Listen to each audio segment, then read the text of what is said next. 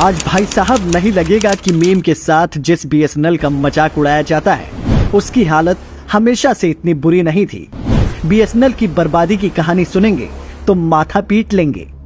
15 सितंबर 2000 को जब अटल जी की सरकार में सरकारी पीएसयू बीएसएनएल की शुरुआत हुई, तब पहले से ही एयरटेल, हच, एयरसेल और बीपीएल जैसी कंपनियां मार्केट में थी। उसके बावजूद बीएसएनएल ने कुछ ही सालों में गजब का मार्केट स्थापित कर लिया। आप जानकर हैरान हो जाएंगे कि साल 2002-03 में बीएसएनएल का मार्केट शेयर 55.38% था, यानी कि पूरे टेलीकॉम सेक्टर के आधे से अधिक हिस्से पर बीएसएनएल का ही राज था। यही नहीं, 2003-04 में जिस दौर में अटल जी की सरकार बदली, उस दौर में बीएसएनएल को 31,400 करोड़ रुपए का मुनाफा हुआ था। लेकिन 2004 में सरकार बदलने के साथ ही इसके बुरे दिनों की शुरुआत हो गई। साल 2014 में जब मनमोहन सिंह की सरकार गई, तब वित्त वर्ष 2013-14 में बीएसएनएल को 7,019 करोड़ रुपए का नुकसान हुआ था। कांग्रेसियों ने बीएसएनएल को बर्बाद करने के लिए लगातार चोट पर चोट किया। साल 2007 से 2010 के बीच जिस दौर में तमाम टेक्निकल इक्विपमेंट्स के अपग्रेडेशन का दौर था, उस समय इन लोगों ने 13 बार बीएसएनएल का टेंडर कैंसिल किया। बीएसएनएल को 2009-10 में पहली बार नुकसान हुआ, लेकिन यूपीए ने कोई कदम उठाया क्या?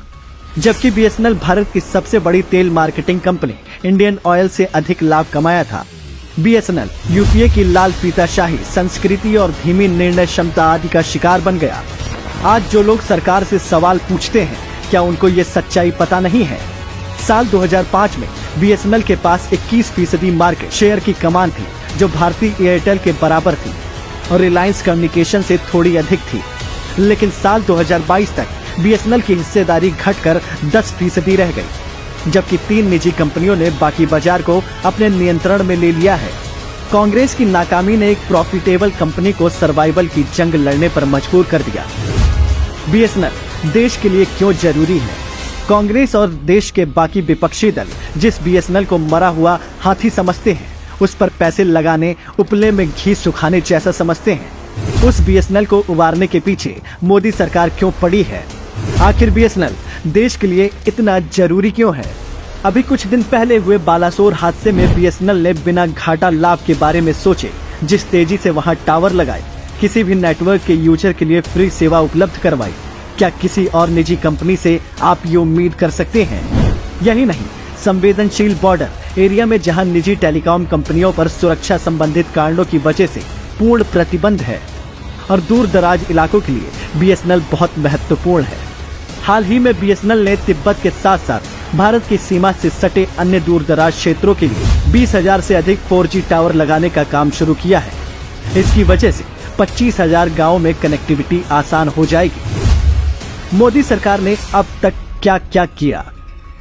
साल 2019 में पहली बार मोदी सरकार ने 69,000 करोड़ रुपए की रिवाइवल पैकेज को मंजूरी दी। उसके बाद साल 2022 में फिर से 1,64,000 करोड़ रुपए की रिवाइवल पैकेज को मंजूरी दी। अब 7 जून को मोदी सरकार ने तीसरी बार फिर से 89,047 करोड़ रुपए के रिवाइवल पैकेज को मंजूरी दी है। इसके तीसरे रिवाइवल पैकेज का इस्तेमाल बीएसएनएल की 4G और 5G सर्विसेज को बेहतर बनाने के लिए किया जाएगा। आपको जानकर हैरानी होगी कि 2010 में सैम पित्रोदा को बीएसएनएल के लिए सीईओ ढूंढने के लिए कहा गया था, लेकिन कांग्रेस का ये नाकाम नेता एक सीईओ तक नहीं ढूंढ पाया।